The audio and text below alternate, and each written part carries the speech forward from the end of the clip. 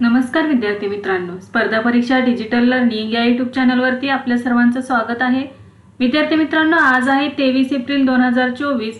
तर आपल्या daily current अफेअर्सच्या सीरीजमधील काही महत्त्वाचे चालू घडामोडींचे घटक आज आपण अभ्यासूया।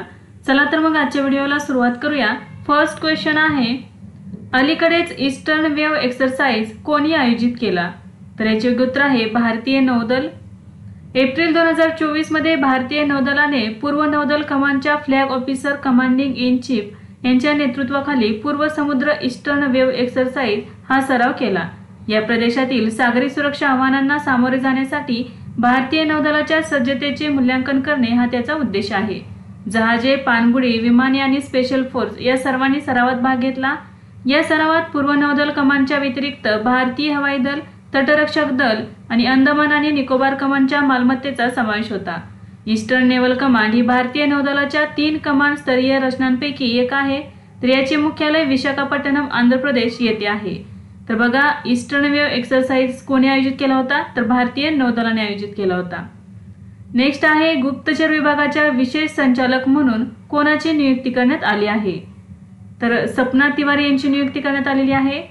एप्रिल 2024 मध्ये गुप्तचर विभागाच्या अतिरिक्त संचालिका सपना तिवारी यांची विशेष संचालक म्हणून नियुक्तीला एसीसीने मान्यता दिली आहे। तिवारी यांची नियुक्ती त्यांनी पदाचा कार्यभार स्वीकारल्याच्या तारखेपासून किंवा त्यांच्या सेवानिवृत्तीच्या तारखेपर्यंत म्हणजेच 30 एप्रिल 2026 पर्यंत 2 वर्षांच्या कार्यकाळासाठी केली आहे।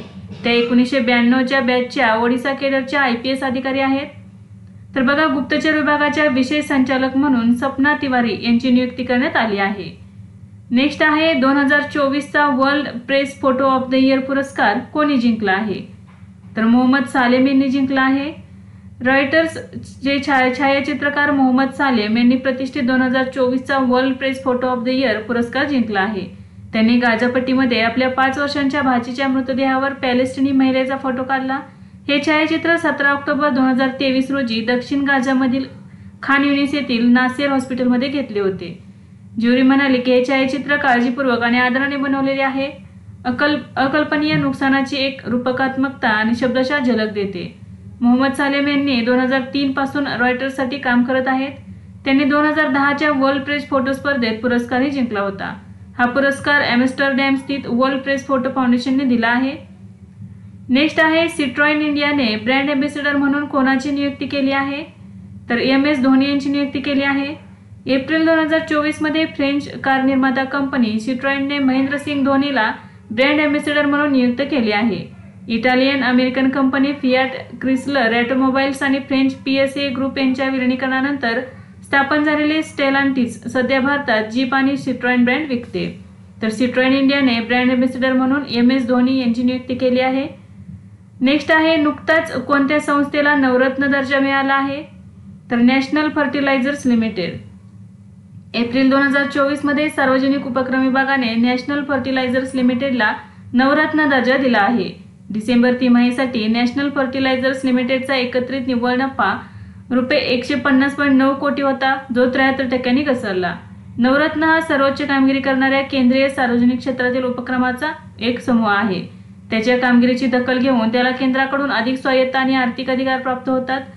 नॅशनल फर्टिलायझर्स लिमिटेड ही 1 सप्टेंबर 1979 रोजी त्याची स्थापना झाली। याचे मुख्यालय नोएडा येथे आहे। हे रासायनिक खते, जैव खते आणि औद्योगिक रसायने तयार करते। नेक्स्ट आहे, पंतप्रधान नरेंद्र मोदी यांनी 2550व्या भगवान महावीर निर्वाण महोत्सवाचे उद्घाटन कोठे केले? तर नवी दिल्ली या ठिकाणी केले। पंतप्रधान नरेंद्र मोदी यांनी 21 एप्रिल 2024 रोजी नवी दिल्लीतील भारत मंडपम येथे 2550व्या भगवान महावीर निर्वाण महोत्सवाचे उद्घाटन केले। महावीर जयंतीनिमित्त नवी दिल्लीतील भारत मंडपम येथे त्यांनी महोत्सवाचे उद्घाटन केले। भगवान महावीर हे 24वे तीर्थकर होते। 21 एप्रिल 2024 हा भगवान महावीर स्वामींचा जन्म कल्याणक आहे।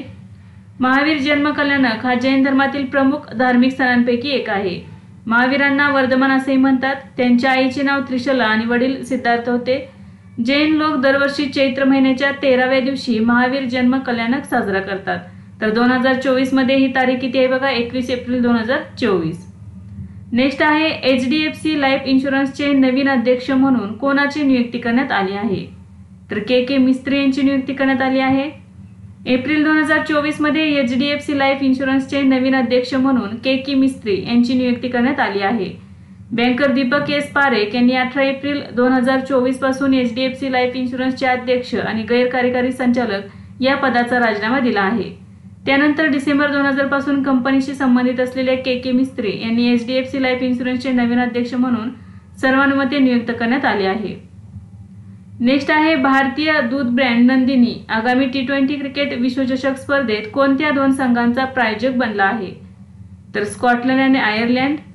आगामी T20 क्रिकेट विश्वचषक स्पर्धेसाठी स्कॉटलंड आणि आयर्लंडच्या राष्ट्रीय क्रिकेट संघाचे प्रायोजक म्हणून भारतीय दुधाचा ब्रँड नंदिनी घोषित करण्यात आला आहे। कर्नाटक मिल्क फेडरेशन त्याच्या नंदिनी ब्रँड डेअरी उत्पादनासाठी प्रसिद्ध आहे। T20 क्रिकेट विश्वचषक 2024 हा 1 ते 29 जून दरम्यान वेस्ट इंडिज आणि युनायटेड स्टेट्स यांच्या संयुक्त विद्यमानाने होणार आहे। तर बघा, भारतीय दूध ब्रँड नंदिनी यांनी आगामी T20 क्रिकेट विश्वचषक स्पर्धेत स्कॉटलंड आणि आयर्लंड या 2 संघाचा प्रायोजक बनलेला आहे। नेक्स्ट आहे कोणत्या राज्यातील लक्ष्मण तीर्थ नदी दुष्काळ आणि अतिउष्णतेमुळे कोरडी पडली आहे? तर कर्नाटक या राज्यातील। कर्नाटकातील कोडागू जिल्ह्यातील लक्ष्मण तीर्थ नदी दुष्काळ आणि अतिउष्णतेमुळे कोरडी पडली आहे। लक्ष्मण तीर्थ नदी ही कावेरी नदीची उपनदी आहे। ही नदी कोरडी पडल्याने कावेरी नदीचा प्रवाह कमी झाला आहे। ही नदी कृष्णा राजसागर तलावात कावेरी नदीस मिळते।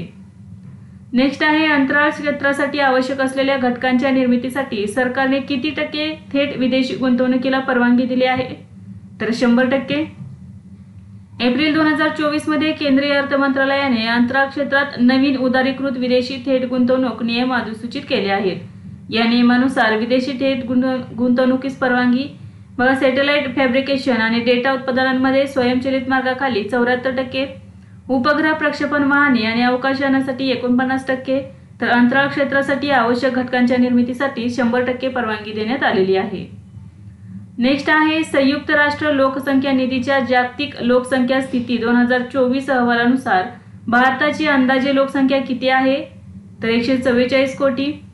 युनायटेड नेशन्स पॉप्युलेशन फंडच्या जागतिक लोकसंख्या स्थिती 2024 अहवालानुसार भारताची लोकसंख्या 144 कोटींपर्यंत पोहोचण्याचा अंदाज आहे। या अहवालानुसार भारत हा जगातील सर्वाधिक लोकसंख्या असलेला देश आहे। 14.4 कोटी लोकसंख्येपैकी 24% लोक 0-14 वयोगटातील आहेत। या अहवालानुसार 77 वर्षात भारताची लोकसंख्या दुप्पट होण्याची अपेक्षा आहे।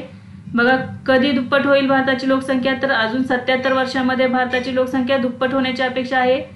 भारतातील 17% लोकसंख्या 10 ते 19 वयोगटातील आहे, तर 26% लोकसंख्या 10 ते 24 वयोगटातील आहे। भारतातील 7% लोकसंख्या 65 आणि त्याहून अधिक वयाची आहे। पुरुषांसाठी आयुर्मान 71 वर्ष आणि महिलांसाठी 74 वर्ष आहे। लोकसंख्येच्या बाबतीत चीन 142.5 कोटींसह दुसऱ्या क्रमांकावर आहे। तर बघा, लोकसंख्येच्या बाबतीत भारत जगामध्ये पहिल्या क्रमांकावरती आहे। नेक्स्ट आहे IPL मध्ये 5000 धावा करणारा पहिला यष्टिरक्षक कोण बनला आहे? तर MS धोनी हा बनलेला आहे। एप्रिल 2024 मध्ये MS धोनीने यष्टिरक्षक म्हणून खेळताना IPL मध्ये 5000हून अधिक धावा पूर्ण केल्या आहेत। अशी कामगिरी करणारा तो पहिला यष्टिरक्षक बनला आहे। वयाच्या 40 वर्षांनंतर तो IPL मध्ये सर्वाधिक धावा करणारा खेळाडू बनला आहे। धोनीने वयाच्या 40व्या वर्षी क्रिस गेलचा 481 IPL धावा करणारा विक्रम मोडलेला आहे। नेक्स्ट आहे गुजरातमधील कोणत्या लोकसभा मतदारसंघातून भाजपचे उमेदवार मुकेश दलाल बिनविरोध निवडून आले आहेत? तर याचे योग्य उत्तर आहे सुरत। 2024च्या लोकसभा निवडणुकीत भाजपचे उमेदवार मुकेश दलाल हे गुजरातच्या सुरत लोकसभा मतदारसंघातून बिनविरोध निवडून आले आहेत। इतर सर्व दावेदारांनी उमेदवारी मागे घेतल्याने मुकेश दलाल बिनविरोध विजयी झाले।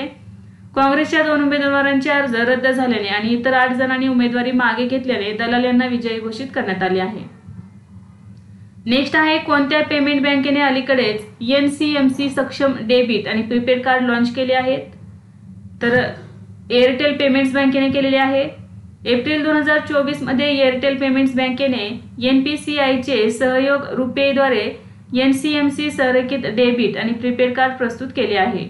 हे कार्ड भारताच्या वन नेशन वन कार्ड पहलचे समर्थन करण्यासाठी डिझाईन तयार केले आहेत। नेक्स्ट आहे LGBTQ+ समुदायाच्या कल्याणासाठी केंद्र सरकारने स्थापन केलेल्या समितीचे प्रमुख कोण आहेत? तर राजीव गौबा हे आहेत।